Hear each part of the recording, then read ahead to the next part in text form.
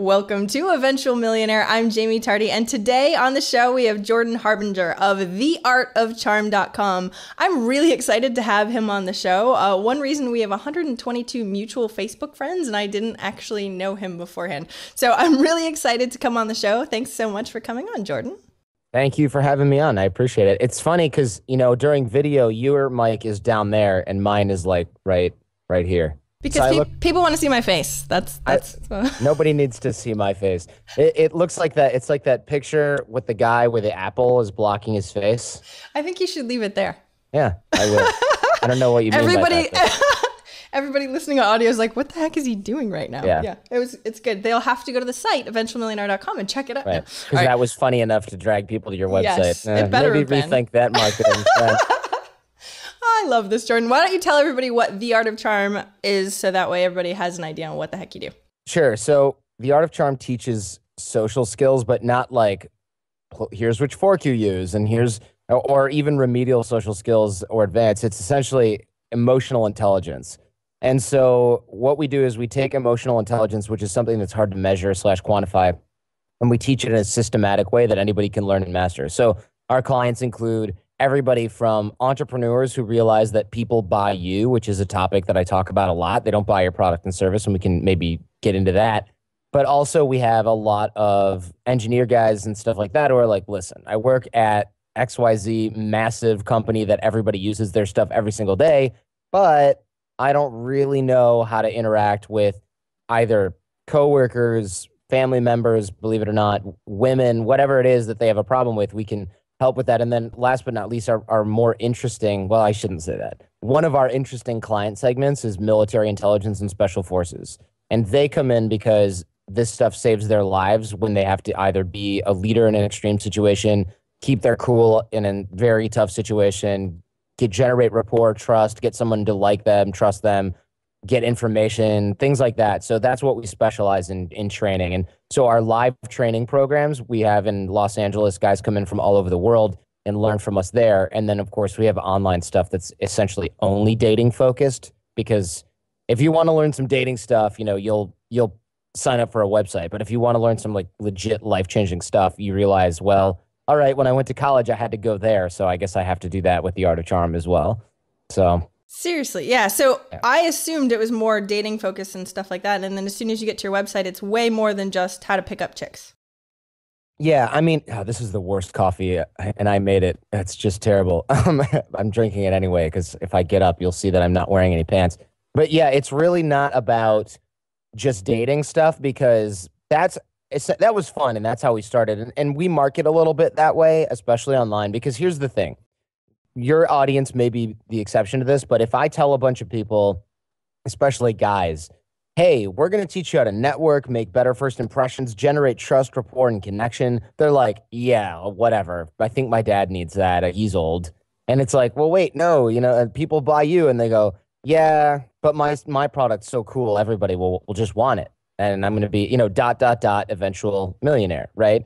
But it's not really true. So we have to hide the broccoli. That's what we call it. So in order to get a little kid to eat broccoli, you can't go, excuse me, this is good for you. If you eat a lot of it, you will gain nutrients to become big, strong, and smart and clever and be successful in life. They just go, no, I'm going to throw this across the room. So what you do is you take Cheese Whiz, you put it in the microwave, you stir it up, you dump it all over the broccoli, and the kid's like, nom, nom, nom, and throwing it in his face. And then eventually when he's older, he goes, oh, all that stuff was pretty good for me.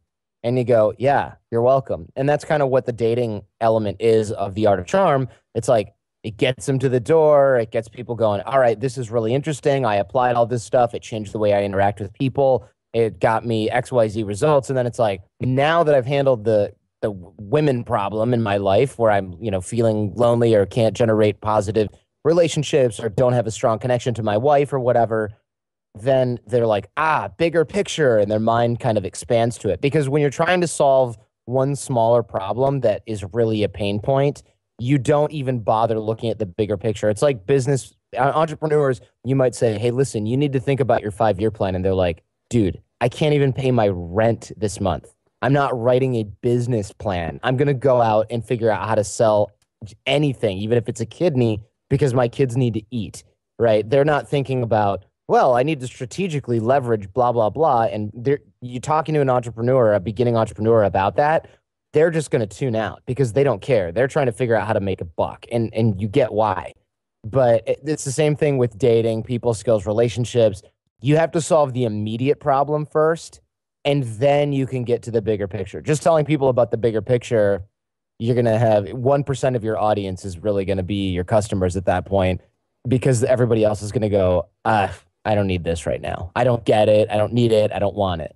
Maslow's hierarchy of need, right? If you haven't been able to eat yet, you're not paying attention to any of the other stuff at the top. You're like, hey, give me food, please. Did you know that the whole time, though? So when you very first started, and I'd love to hear sort of the beginning story, did you know that you sort of had to feed them the broccoli with the cheese whiz, or were you trying to do broccoli? No, we weren't even trying to do broccoli. We were 100% cheese whiz at that time. I mean, 7-8 years ago when we started the show, what happened was, and just brief origin story here, I was working at a law firm. I went to a law school, and I used to be an attorney. I worked on Wall Street, and I had this associate position, which is essentially just like a junior level position in a law firm.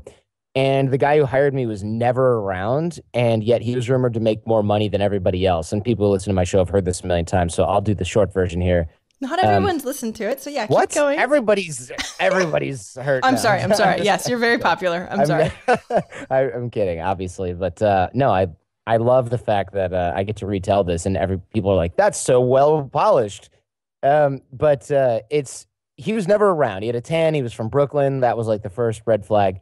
But he took me for coffee once, and he's like, "Ask me anything you want," because he was supposed to be my mentor, which is Wall Street HR baloney for I have to check off a box on some form someplace that says I mentored someone this summer. So he showed up and was like, "You, coffee now." I mean, he didn't even know who I was. So we go out for coffee, and he's like, "Ask me some stuff about law."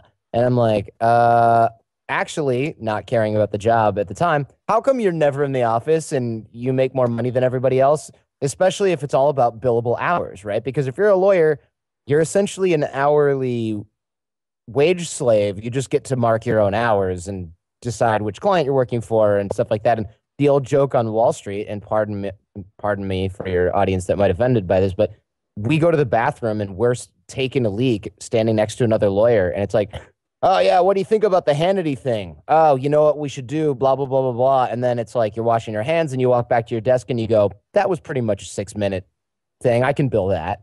And we do. I mean, if you're thinking about it, doing anything with it, even if you're not 100% focused on the task at hand and maybe a little distracted by something else, you bill that. And that's sort of a running joke in law, and especially on Wall Street, when banks don't care what their legal bill was. So he told me, though, that, and what he told me changed the way that I look at work forever. He told me that he's out generating business for the firm, which was more important than what the other partners were doing, because I said, I see guys in here Sunday, 1 a.m. when I'm like wandering home from the bar. I'll stop in for a Diet Coke or something like that because I can get into my office 24/7, or I'm like trying to impress girls or something. So I show up on a weekend like, "Yeah, just going to stop by my skyscraper in New York office and blah, blah, blah." You know, this again, 8 years ago. Smart man. 8 years ago, have a little bit of, mercy on me. But yeah, I would stop by and there'd be people in there working their butt off. And I'm thinking, wait a minute, you're a partner. Why are you here on Sunday? This is for schleps. Like, I'm just lucky. I figured I wouldn't see anyone. I don't want to get called into work. You know what I mean? And he said, "No, those guys, they're technically skilled. Their only value is billing hours."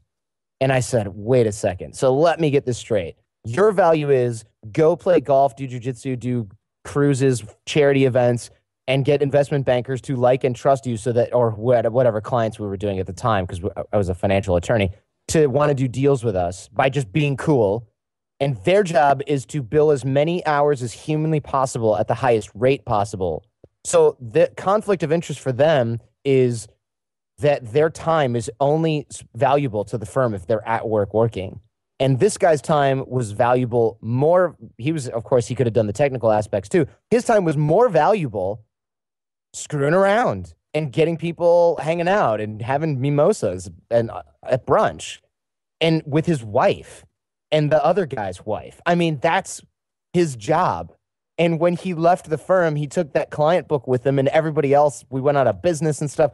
So I'm thinking, not only are you unfireable, because he told me I have to be compensated as such. Not only is there a bonus structure for bringing in business, but I'm compensated for that, because now I can say, listen, if you don't give me a raise or a higher percentage, I can leave with this book of business. And that's exactly what he did. He walked into another firm at the height of the recession, walked in, became a partner, and brought his book of business over.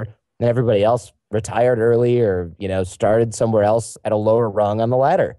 And he had all the leverage. So that changed the way that I looked at work completely. Because at first I was still thinking about being a lawyer, and I thought, okay, I hate the technical aspect. It's boring.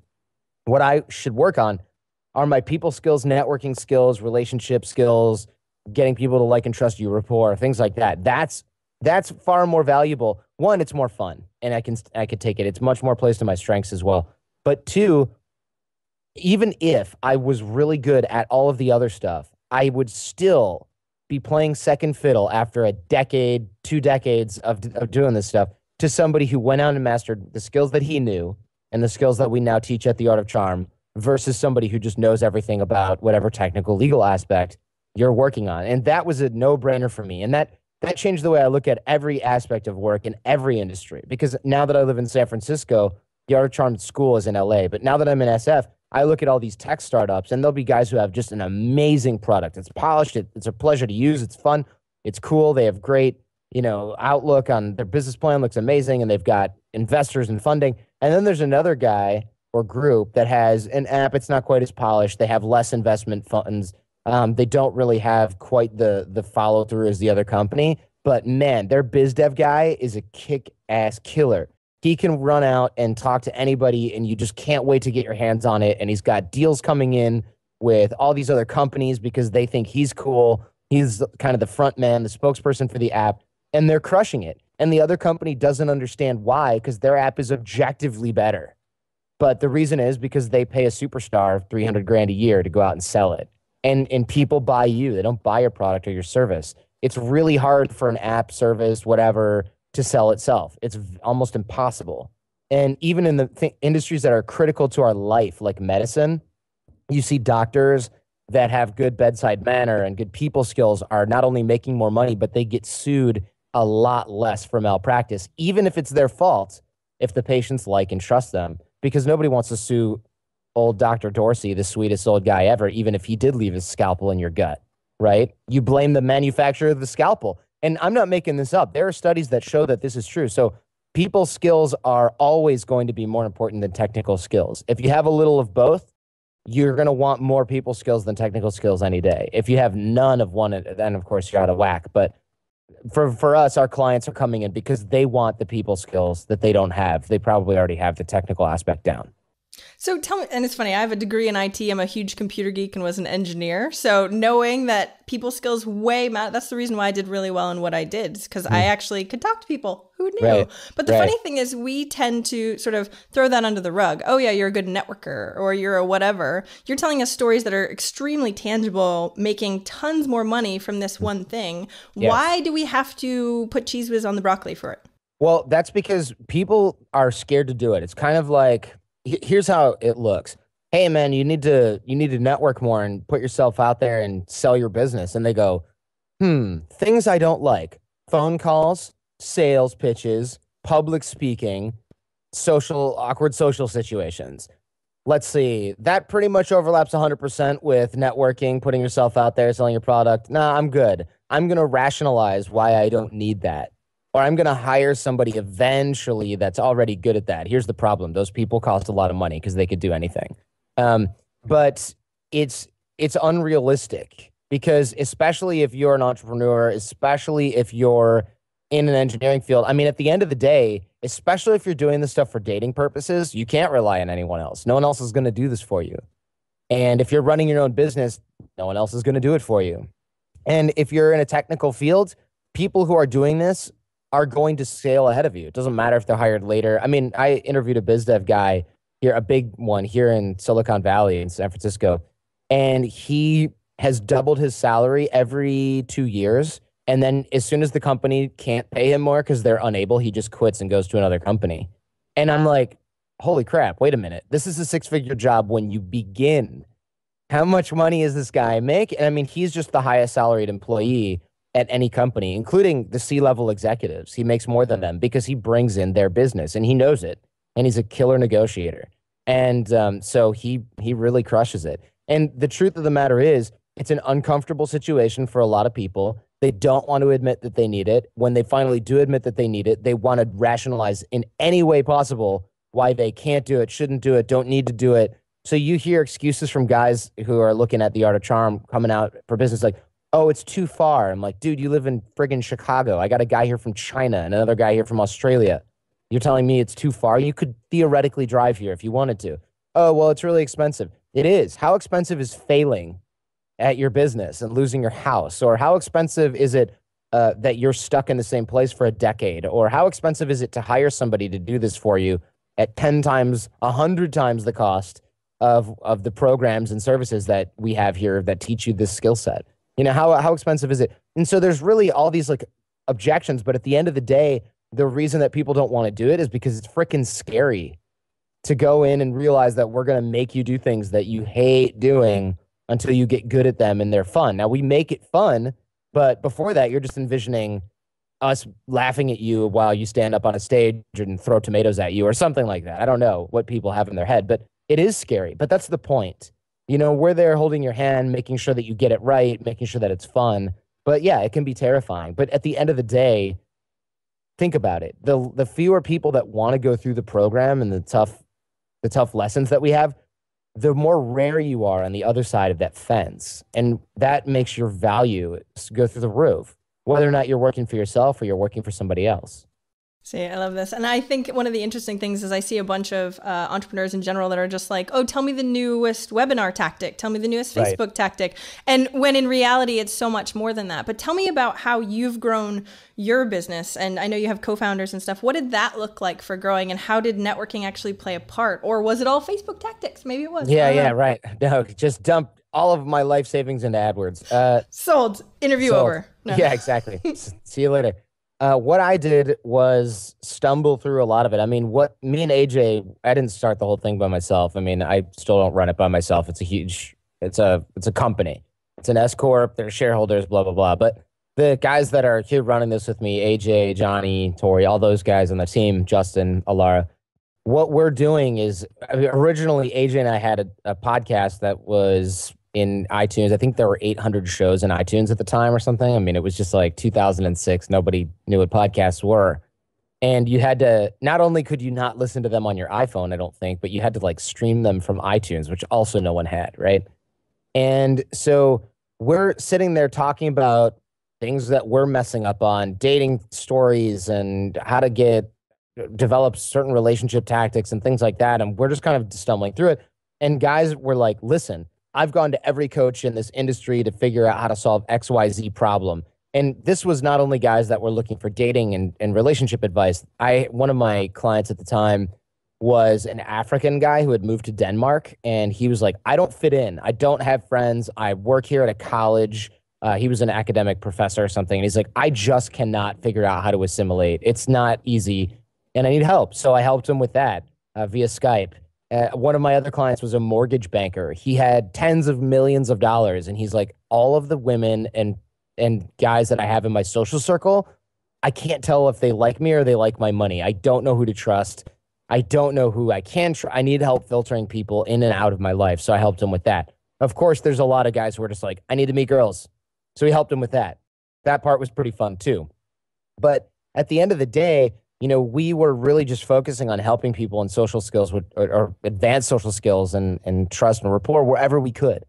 And eventually guys were like, listen, I'll give you 10 grand if you let me stay with you for a couple of weeks. And it was really? Like, is that really what happened? Someone said that? Someone was like, and I was like, are you kidding me? That wasn't a proposition. Are you sure? No. I mean, I had to snuggle with him, but it was totally worth it. And so we had him come in and then we talked about that on the show and somebody else wrote in and was like, wait, that's an option? I didn't know you guys did that. I don't have 10, but I'll stay with you for 1 week for 5 or whatever. I can't remember the numbers at this time, but it was something like that. And I thought, sure, you can, but here's the problem. I just started another Wall Street job. So I need to hire a coach temporarily to come up and service these clients and like teach You the had a curriculum. job still at the time. I was still a Wow. lawyer, yeah. For like the first year of running the Art of Charm, I was an attorney. AJ was a cancer biologist, and he didn't even live in New York at the time. We had moved to New York, the business to New York at that time.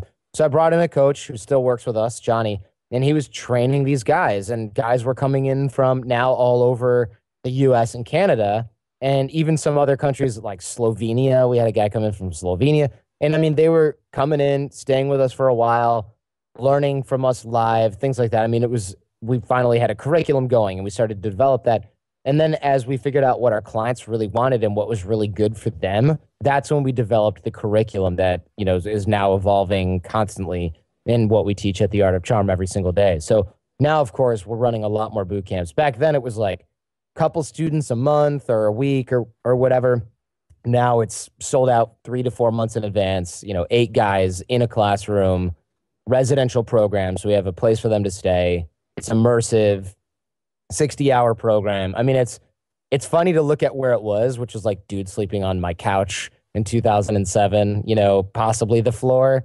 And now it's like, oh, we have a real school, and it's kind of a miracle that we survived this long. But I think a lot of entrepreneurial ventures start that way in the first place. Definitely. And that's really insane. Can you tell me, like, what was the catalyst? Was it the podcast? Like, what helped you grow as fast as you did? It was the show because at the time, only these like really tech dudes were listening to podcasts. It was not mainstream at all. You had to know stuff to be able to even find that these existed. And so people were streaming them from the website when they were just finding us. And they were like, I don't get how this works. But we had a player there or like a download MP3. And even then, most people, I think, probably didn't have MP3 players by then. So people would sit there next to their computer listening to streaming audio, which is like just We're old, Jordan. We're old. I know. That's what it is. I know. And so then people were like, oh, I wrote an article that you can, and it's probably lurking somewhere on the web, about how you can take an MP3 and play it on speakers in your house. And it's like, great, Now, of course, iPhone, smartphone, we have Android app, we have an iPhone app. And you can just stream it that way, download it. Everybody knows how to listen to a podcast. If you're watching this right now, you probably can find us on YouTube, or you can download our shows to your iPhone, Android, stream it, whatever you want to do. But that's of course helped our audience tremendously. But back then, yeah, it was all these guys finding us. But the serendipitous part was guys who were technical enough to be able to figure out how to find our podcast and listen to it were usually the type of guys that had IT jobs, and they were like, man, I need this bad. I work for a company and I'm just sitting there coding away and I need help with this stuff. Now, of course, it's so mainstream that we get guys from all walks of life. But back then, we just happened to choose a medium that just nailed our demographic. Like, we couldn't have asked for a better advertising medium, even though we weren't advertising or selling anything on purpose. That's impressive. Luck? It was luck. Really, it was. I mean, at first, it started because me and AJ were going out every night, trying networking skills, dating stuff, mixing them together. So we were meeting like real estate owners and hospital donors and people that worked at the university when we were both going to Michigan in grad school. And then at the same time, AJ was really good with girls and women. So we were like, I need to know how that works. Then I was teaching him all this networking stuff that I had started to learn and master because of what my law mentor had told me, right? And so guys started following us around and they were like, listen, I'll buy your drinks all night, or I'll buy you guys dinner if you explain to me kind of like what you guys are doing. Because I hear you talking about body language and reading people, and I see you do stuff, and it's like, I don't really fully get it. I want to figure this out. And then it was like, oh, you guys need to write a book. You guys need to write a book. Because we at many points had 6, 8 guys just following us around. And it was kind of weird. Entourage. And they're like, yeah, but like not the kind that you necessarily wanted. Because a lot of them were like guys who were recently going through a divorce. Not that those guys are undesirable, but they were like, you need to teach me this. And it was like just really needy and kind of not. It wasn't like we were all there to have fun. Some guys really wanted to meet girls, and other guys were really lonely because they were getting divorced, and other guys were trying to compete with us, which we didn't need or want, And they were like, you need to write a book. You need to write a book. And I was like, dude, I'm studying for the bar exam. I'm not writing a book. And AJ's like, man, I'm a cancer biologist. I'm cloning stem cells. I'm not writing a book, So we found out about podcasting. We bought some microphones from Guitar Center, and it was like, oh my God, we can talk about it, not write anything, put it on the internet, and people will download it. And we can then when people ask us like, oh, how do I know this? We can just show them this URL and they can just go there and get it. And we don't have to repeat ourselves. And so we planned like to record maybe 20 episodes of the show. Now I'm on episode 307, I think. But, and not including all the bonus ones that we recorded that, are not numbered. And I mean, we thought, okay, no one's really going to listen to this, so it doesn't really matter. We can just sort of talk freely. And that was what made the show popular. We weren't like, hey, everybody, welcome to the Art of Charm. It was like, oh, man, I did this really big mistake in my relationship. What do you think? Oh, you're an idiot. You should have done this and that. Oh, man, I'm having trouble getting a job. What should I do? And we would read letters from people and help solve their problems. I mean, it really started of just us kind of talking because we were too lazy to blog. And it just exploded. That's why I did it. That's why most podcasters do it. We're too lazy to write, so therefore we have to do something else. I know. That's awesome. So tell me, now that we've sort of talked about all the amazing networking, getting girls sort of thing, we need some sort of tactics, at least one. So that way when people walk away, they're like, okay, Jordan, he told me something that I can put into practice right now to make me cooler to everybody else. Right. Well, one of the things that people always ask about, and they're like, I need to figure out how to make a good first impression. And that's a really good step towards having people buy you. And one of the drills that I can give that works in sort of an audio only format is, well, essentially, here's the common mistake that people are making, right? They go, oh, all right, my first impression. It's like when you open your mouth, the first thing you say, the way that you look, maybe you smile at people, etc. The problem is that people don't realize when their first impression is made. And it's actually made much sooner than people think. It's actually made when you become a blip on someone else's radar. And so to put it in kind of a fun dating context, because again, hide the broccoli, right? Guys will walk into a place where there's girls of any sort, of any variety, right? And they're like, oh, okay, we're here to meet girls. They got this agenda, right? And they're hanging out and they're pretending to watch the basketball game and they have a couple of drinks and they're like, all right, I'm kind of getting there. And the girls are like, I see these guys looking at us. And you can vouch for this because this happens to you. I see these guys looking at us. What's going to happen? Why aren't they talking to us? What are they going to talk to us? And then the guy has another couple of drinks and he does this buzz by and he's like ordering next to you, kind of looking at you, but not saying anything. It's weird. And then he goes back to his friends. And then finally, one of your friends goes to the bathroom or you go to the bathroom and he walks up and he's like, hey, what are you drinking? And you're like, no. Right. Because you've already decided that this guy is not a winner in your book. Like you're over it. He had 25 minutes to figure out how this was going to happen. And instead he waited forever and, came up with something pretty mundane. And you're feeling like, dude, liquid courage is doing all the talking. I'm not interested. And he's going, man, girls are hard, right? Because he's like, why are they so mean? And the truth is, he thought his first impression was walk up there with the cool guy walk and be like, what's up, ladies, right? And meanwhile, your first impression was, who's this drunk guy that keeps standing in the corner staring at me? How close am I right now? Oh, so close. Yeah. And so the truth is, he doesn't realize that his first impression was made right when he became a blip on your radar. And so this works in business contexts as well. Guys I go to these events where I'm speaking and there's all these like people coming up to talk to us and it's great, but there's also people who kind of hover and like follow you around a little bit. And you're like, when is this person going to pounce on me and talk to me? And it's always at an awkward time. It's like you're coming out of the bathroom and someone's like, so I have this question for you. And it's like, no. And you're looking around to try to figure out how someone can save you. And for women, it's literally that, right? You're looking around like, am I in danger right now? I don't know what's going to happen. So for anything business or dating related context, you need to make sure that your first impression is kick it. But right out of the gate, I don't want to Tucker Max you and have to bleep something out. So when you're walking into a room, that's when your first impression is really made.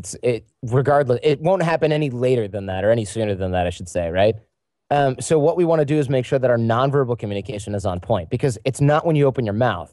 Most people, their first impression is made way before then. So it's all about nonverbal. So if we walk through a doorway and we have that set up nicely, we're by and large good. So the problem is, how do you ingrain that as a habit? How do you get a good first impression when you walk into every room? So the drill that I'll give you is every time you walk through a doorway for the next, let's say 2 weeks, and I mean, even in your own house, anyone else's place of business, anything, straighten up, chest up, chin up, smile on your face. Not ridiculous. You don't need to be doing the Superman, but, or the Batman or whatever. I think the Superman is something else. Anyway, but, you're standing up straight and you've got that confident body language. You've got a smile on your face. And I mean, doing this in your own house, the reason is because we're trying to ingrain this as a habit. Because here's what we don't want. We don't want you to go, okay, I need to use that at this networking event that I go to. And then you go there and you're going, just chin out, oh crap, I haven't heard anything anybody's said. And then you kind of have to micromanage all of your nonverbal communication. That looks weird. It doesn't work. It takes you out of the moment, etc. So if we internalize all this as a habit, then we can start to take things even further. So again, chest up, shoulders back, chin up, smile on your face every time you walk through a doorway. Once that becomes a habit, you're never going to have to think, what's my first impression like? And when you start to go into stressful situations that affect you in a sort of like nonverbal communication level / physiological level, you're not going to have to worry about it because your default is going to be chest up, shoulders back, chin up, smile on your face. And even if you're a little bit nervous at that time, at least that's your default and not like this, I'm going to be small as possible and hunched over, because that's what your body does when it's under stress. And it does not look confident and it does not look good. And people buy you, remember? So if you don't have that nonverbal communication set up nicely, people don't want to buy you. They're not going to go, he or she must be feeling a little bit insecure because this is a socially awkward environment. And, probably this person has a little bit of social anxiety because they work in a non-office environment and blah, blah, blah. They're just going to go, this person's weird. And I don't know why, but I don't really care. I'm just going to move on to someone else. They don't give you the benefit of the doubt because even if they're exactly the same way, all they're doing is examining their own feelings and reacting to what kind of feelings you're giving them. So if you're giving them open body language, confident body language, positive body language, they're going, oh, this guy's cool. I like this person. I feel good around this person. That's the kind of person you want to be if you want people to buy you. And another sort of extension on this that we can take is once you get good at the body language aspect, you can get even better at eye contact. And that's where a lot of people are sort of dropping the ball as well. So I'd say once and only once you get the body language stuff handled, notice the eye color of everyone that you talk to for the next couple of weeks. And what that does is instead of saying, make good eye contact, and then you get people like death stare, like right into, it's really weird, right? That doesn't work. That scares people. It's a little bit kind of, I don't want to use the word, it's a little rapey in a lot of ways, I was going to say like, creepy, but rapey's good too. Because it's like, what's this guy going to do? It's like serial killery. And I don't mean to make light of that, but like it really does signal danger in people, especially females. And Definitely. So it's not something that you want to do as a habit to overcompensate for, say, looking at the floor or looking somewhere else. That's not the way to do it. So if you notice their eye color, then you don't have to worry about the making the death stare, too much eye contact, and you don't have to worry about too little, because if you notice their eye color and you go, okay, blue or green, and then you can do whatever you want, that first impression is, oh, he made good eye contact. They're not necessarily looking, well, and then he didn't make any eye contact. I mean, also that anxiety that comes from making eye contact, that'll dissipate after a little while. If you notice the eye color, it forces you to look in their eye without thinking, eye contact, eye contact, eye contact. You look in their eye and you go, blue, and it's really calming, right? And then you go, oh, this isn't really that hard to keep looking at this person because I sort of got through it already. And then now we've got our body language and our eye contact largely squared away. That's a good first impression, or at least we're on our way. I love it. I would say work on those for the next couple of weeks. And then, if you want to learn more, this is what we talk about on The Art of Charm. I think it's awesome. I think it's like Pavlovs Dog, right? So I was super geeky and all that fun stuff too. And the funny thing is now I notice if anyone has a camera or video, I perk up and I'm like, it's like Pavlovs Dog. It's insane. I'm like, oh, Jamie has her little I'm on video face. Right. You know what I mean? Which is funny. It's automatic. I don't even notice it anymore. People joke with me on it. I'm like, I can't help it. It's so ingrained. But before video, I was like, oh God, please don't do that. I don't want that on me. So being able to, just 2 weeks, you think is enough to be able to start getting that? No, but once you do it for 2 weeks, it'll start to become a little bit of a habit, and then you'll continually work on it. It's something that's going to take a long time, because here's the thing. The first 2 weeks, you're going to look like somebody shoved something somewhere where the sun don't shine. And then after that, you're going to start to be able to do it in a really calm, sort of loose, normal, natural way. And by the way, did you see when you were giving the example of how the camera was on you, how small you got?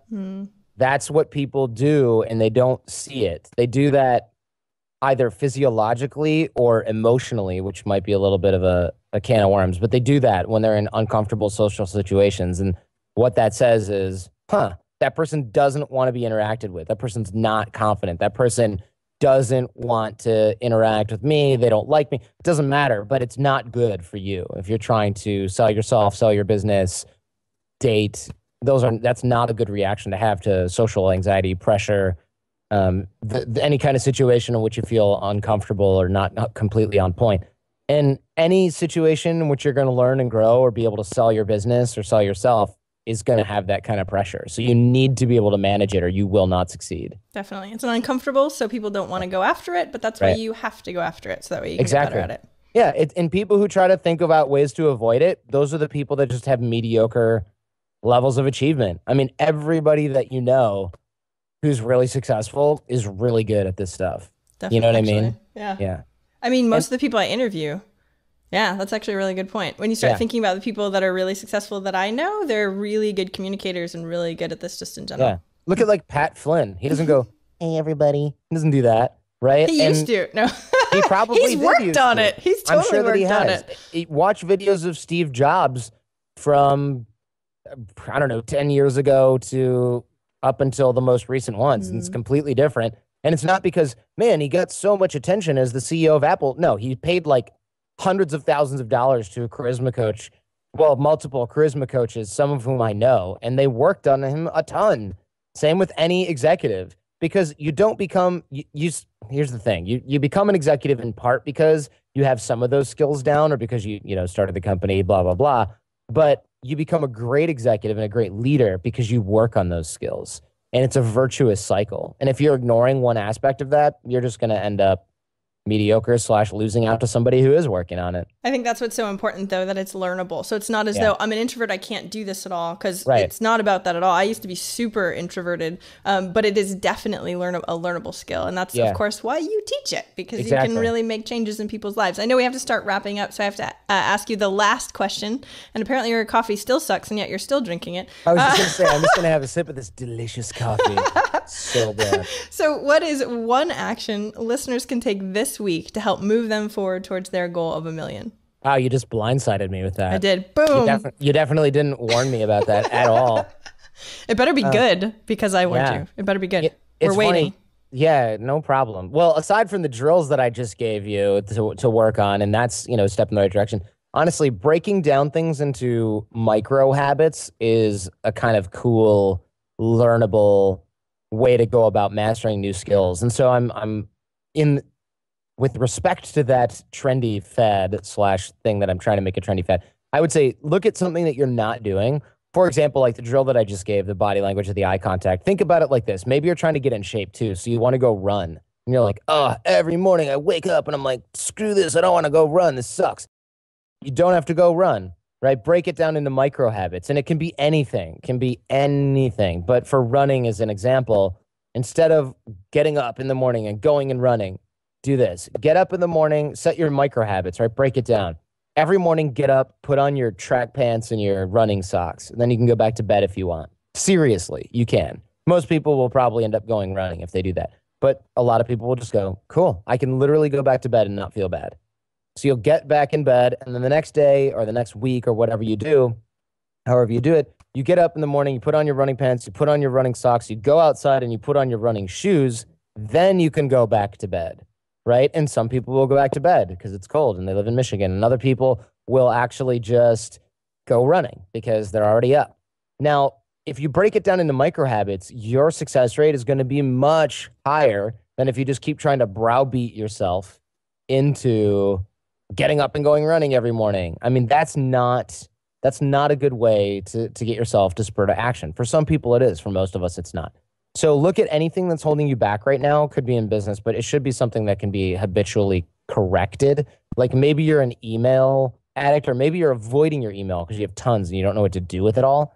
Maybe you need to do your big tasks first, or maybe you're guilty of doing tiny little things throughout the day. Whatever it is, break it down into a micro habit that gets you an inch closer to that every single day, and then plan that out for the next week or two, depending on how big the micro habit sort of display is, and just do it every single day, because you're going inch by inch now instead of mile by mile, and it will get you closer to what you want to do. So think of at least one thing, aside from, of course, the body language and eye contact stuff that I just talked about, and break it down into those micro habits, and you will create a successful habit for yourself in the next few weeks. And then just do that with every single thing in your life.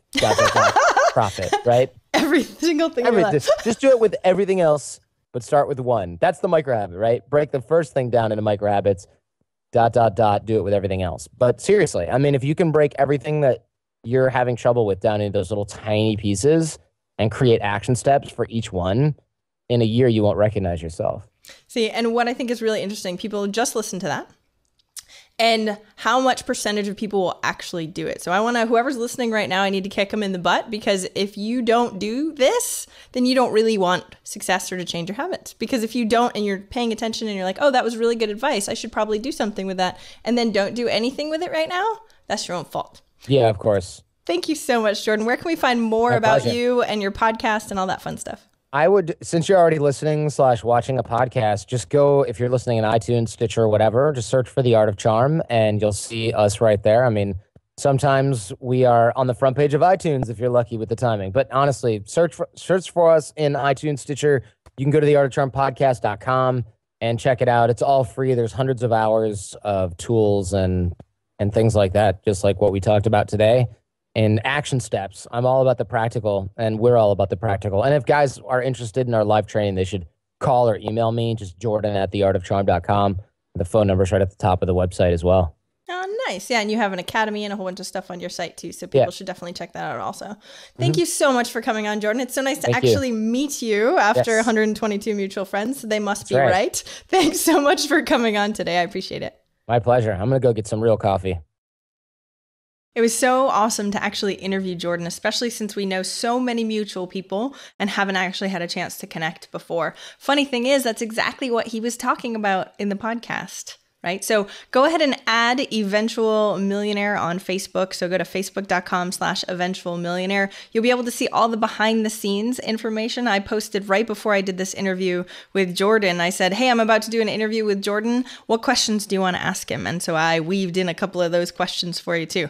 So go ahead and join me on Facebook. That way we can interact when you're not watching me or listening to me. I hope you have an amazing day. Take care.